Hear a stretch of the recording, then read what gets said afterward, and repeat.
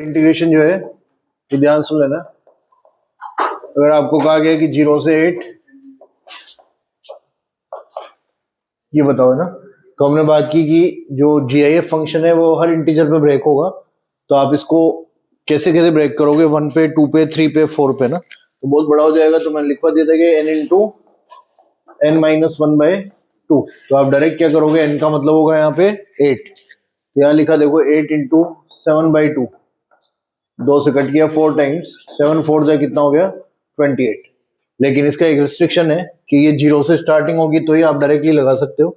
अगर यही बात यहां से होती कि मान लो मैं आपसे कहूं कि 2 to 6 ये क्वेश्चन होता, तो अभी बात ये है कि वहां तो आपने n जो है डायरेक्टली किसको ले लिया था 8 को, लेकिन यहाँ पे n किसको लेना है, तो अपन क्या करेंगे, फॉर्मूला वही यूज करेंगे बट विद मॉडिफिकेशन। आपको क्या करना है, इसमें ऐसे कर देना है, सब्सक्रिप्ट लगा दोगे n1 minus 1/2 minus n2 minus 1/2। n1 और n2 क्या होंगे, n1 इज अपर लिमिट और n2 इज लोअर लिमिट।